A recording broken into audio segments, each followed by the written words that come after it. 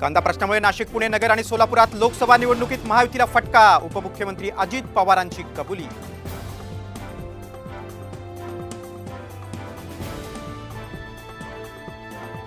मुख्यमंत्री शिंदेंची वसईच्या दुर्घटनास्थळी भेट. 17 दिवसानंतरही जेसीबी चालकाला शोधण्यात अपयश. आता लष्कराकडून शोध सुरू. राज ठाकरे जुलै महिन्यापासून महाराष्ट्र दौऱ्यावर. प्रत्येक मतदारसंघाचा घेणार आढावा. विधानसभा निवडणुकीच्या पार्श्वभूमीवर दौऱ्याला महत्त्व.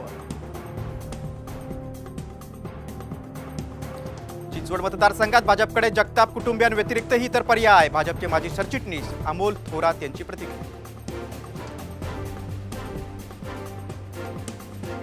नाशिकमध्ये एनआयएची मोठी कारवाई. सट्टेबाजी आणि सायबर फ्रॉड प्रकरणी एकाला अटक. मानवी तस्करी आणि सट्टेबाजीत आरोपीचा सहभाग. चंद्रपुरात स्मार्ट मीटर विरोधात आंदोलन. ठाकरेंच्या शिवसेनेचं बल्लारपूर शहरात फडणवीसांचा पुतळा जाळून निषेध. नंदुरबार शहरात जोरदार पावसाची हजेरी. पावसानंतर शेतीच्या कामांना वेग. शहादा आणि धडगाव तालुक्यात बियाणं खरेदीसाठी लगबग.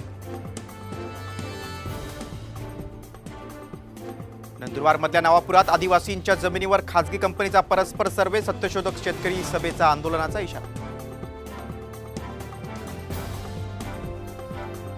उल्हासनगरमध्ये इमारतीच्या क्रेनला आग. निर्माणाधीन औरस इमारतीवर लागली होती आग. क्रेनमध्ये अडकलेला कामगार सुखरूप बाहेर. नागपुरातील धामणा परिसरात जोरदार पाऊस. अचानक आलेल्या पावसामुळे नागरिकांची पळापळ.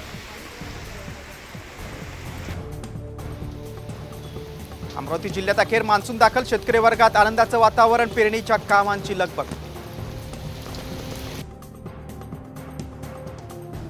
संभाजीनगरच्या वैजापूर तालुक्यात वीज पडून एकाचा मृत्यू. 3 जण जखमी. मराठवाड्यात 14 दिवसात वीज पडून 20हून अधिक जणांचा मृत्यू. सिंधुदुर्गातील प्रसिद्ध नावणेकोंड धबधबा प्रवाहित. पाण्याचा प्रवाह वाढताच पर्यटकांची रेलचेल वाढली. भंडारा जिल्ह्यात दिवसाढवळ्या वाघानं केली म्हशीची शिकार. परिसरात वाघाचा वावर असल्यानं नागरिक भयभीत. पुण्यातल्या हिंजवडीतल्या वाहतूक कोंडीवर मार्ग काढण्यासाठी आयटी अभियंत्याची अनोखी शक्कल. कामाला लवकर पोहोचण्यासाठी ई सायकलनं प्रवास.